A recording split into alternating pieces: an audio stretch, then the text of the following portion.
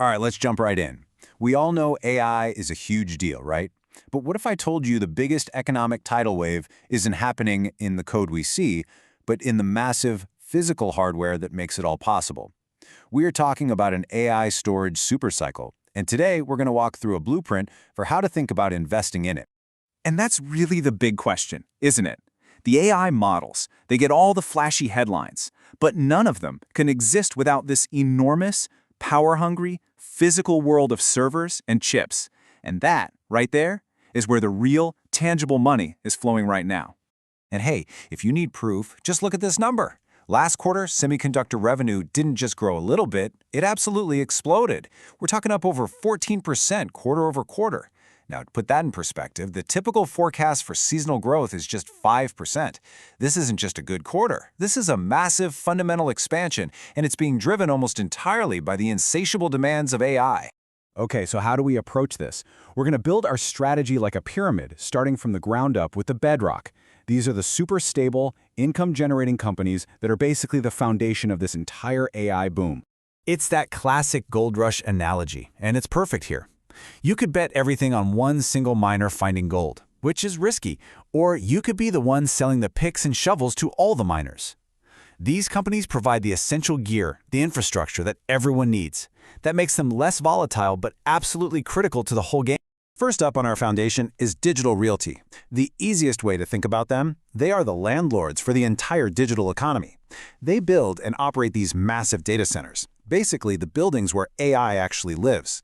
The giants, Google, Amazon, Microsoft, they all need huge amounts of physical space, power, and cooling, and they rent it from companies just like DLR.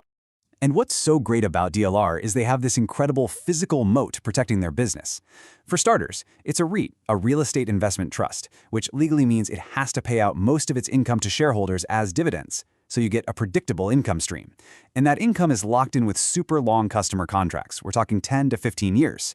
Plus, as power and specialized space get harder and harder to find, DLR's control over its massive 2.8 gigawatts of capacity gives them some serious pricing power. Next up for our foundation, good old IBM. Now, it might not be the flashiest name out there, but you can't argue with these numbers. That 36% return on equity, that is just phenomenal. It shows they're incredibly efficient with their capital. And look at that PEG ratio, 0.9. Now, the PEG ratio compares the stock's price to its earnings growth, and anytime you see a number under 1, it can be a sign that the stock might be undervalued for its growth. It's a really solid, value-driven way to play the adoption of AI across big companies. And to really anchor this whole strategy, we've got JP Morgan. Now, JPM isn't really a tech play. It's a play on the entire economic build-out. Think about it. All the billions of dollars being poured into data centers and chips, that money has to be financed, managed, and moved through the financial system. JP Morgan sits right in the middle of it all, capturing a piece of the action from every part of this boom. It's the ultimate stability play. All right, our foundation is set. It's solid. Now let's move up the pyramid to the second layer, the growth engine. This is where things get really interesting. We're talking about the high-growth, high-leverage companies that are cashing in on the biggest bottlenecks in the AI supply chain. This is where the truly explosive growth is happening. And the key idea driving all this growth is something called manufactured scarcity. It's brilliant, really. AI needs a special kind of memory called high bandwidth memory, or HBM.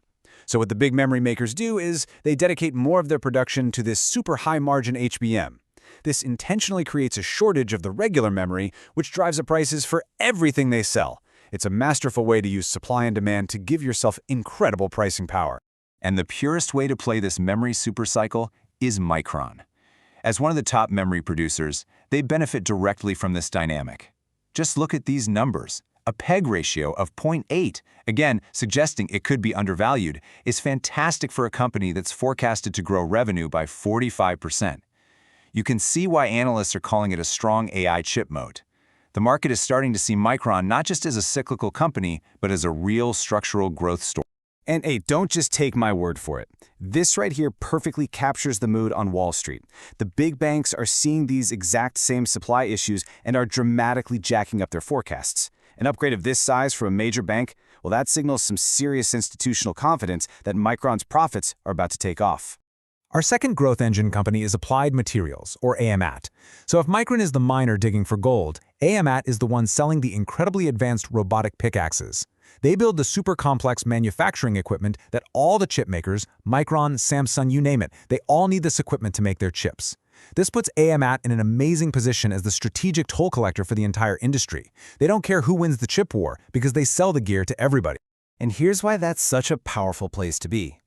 This chart shows that about half of AMAT's business is directly plugged into the two fastest-growing segments in the whole industry: advanced DRAM for AI and the leading-edge foundries that make the most powerful chips. As chips get crazier and more complex, the equipment needed to make them gets way more expensive. And that's fantastic news for AMAT's bottom line. So let's put this all together now. We've got our stable foundation and our high-growth engine. Now we can see how these two layers combine into a single, balanced blueprint designed to capture value from all across the AI ecosystem. And here it is, the full strategy, designed to profit from every single critical stage. See how it all connects? You capture the direct chip revenue with Micron. Then you get the manufacturing capital spending with AMT. You've got the physical real estate with Digital Realty. Corporate adoption is covered by IBM. And the whole financial ecosystem is captured with JP Morgan. It's a beautifully diversified approach to one single, powerful theme. But wait, there's one more thing. What separates a pretty good growth company from a truly elite one? For our final check, let's look at a simple but really powerful idea called profit leverage. It's all about how the best companies can turn their sales into even more profit. The easiest way to think about this is like a funnel. A company takes in revenue at the top, runs it through its operations in the middle, and what comes out the bottom is profit. The most efficient companies can actually grow their profits at the bottom even faster than their sales at the top. A great rule of thumb is this 50-42 correlation. A healthy company with around 50% sales growth should be able to deliver at least 42% earnings growth. It's a key signal of really strong operational efficiency. Now check this out. Let's see how the truly elite players in the AI space stack up against this rule. Now, these companies aren't part of our core blueprint, but they perfectly illustrate this principle. Look at NVIDIA. Its 5-year compound annual sales growth is right at 50%, but its earnings growth over that same time, an incredible 61%. Supermicro tells a similar story. These companies aren't just growing fast, they're growing with unbelievable efficiency. And that is the hallmark of a true long-term winner. And all of this brings us to one last crucial question. We've laid out this blueprint based on the foundation and the growth engine that we see today. But, as we all know, technology never, ever stands still. So, if the foundation is built and the engine is running, what's the next bottleneck? What will be the next source of manufactured scarcity that's going to define the future of AI? Now that's the question to keep asking.